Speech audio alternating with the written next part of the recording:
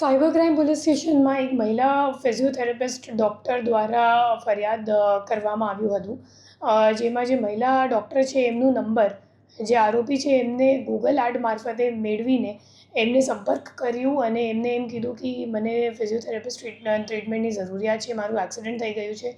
અને જ્યારે મહિલા ડૉક્ટરે એમ કીધું કે તમે કિસી મેલ ફિઝિયોથેરાપિસ્ટનો કન્સલ્ટ કરો, તો પછી જે આરોપી છે એમને પોતાનું ન્યૂડ વિડીયો અને ફોટોઝ વગેરે મોકલીને એમને ફોર્સ કર્યું કે મારે તારે જોડે જ ટ્રીટમેન્ટ કરાવવાનું છે.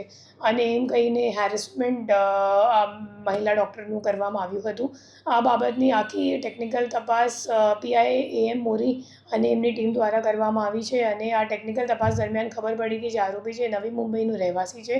એમની ઉંમર 19 વર્ષની છે અને એકલો રહેતો હતો નવી મુંબઈમાં. અને ધોરણ 7 પાસ છે. અને એમનું કદાચ છેલ્લા 2-3 મહિનામાં કંઈ એક્સિડન્ટ થયું હતું અને એમના જે શરીર છે એમાં એક ટાટુ પણ છે, જે ન્યૂડ વિડીયોમાં પણ દેખાય છે. તો એમની ધરપકડ આપણી ટીમે નવી મુંબઈ ખાતેથી કરી છે અને આ બાબતમાં આગળ તપાસ ચાલુ છે. આરોપી કંઈ કરતો નથી. એકચ્યુઅલી આખા દિવસ દારૂ પીવીને પોતાની ફ્લેટ ઉપર જ રહે છે.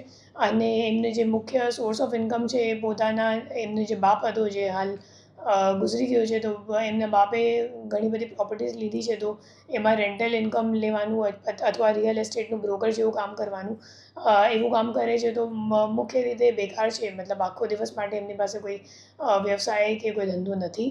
અને એમને દારૂ પીવાની ટેવ છે. અને એવું લાગે છે કે કદાચ મતલબ અગાઉ કંઈક પર્સનલ પ્રોબ્લેમ થયું હશે, તો જેના કારણે મતલબ છોકરી બાબતે કંઈક હિસ્ટ્રીમાં થયું હશે એમની પાસ્ટમાં, તો એટલા માટે આવું બધું કરે છે. આજે ફિઝિયોથેરાપિસ્ટ એસોસિએશન છે સુરતવાળા, એમને કહેવા મુજબ અહીંયા અન્ય ફિમેલ ડૉક્ટર્સ પણ છે ફિઝિયોથેરાપિસ્ટ, જેમની સાથે આવું થયું છે. અને એ લોકો સામૂહિક રીતે એક ફરિયાદ અહીંયા નોંધાવી છે.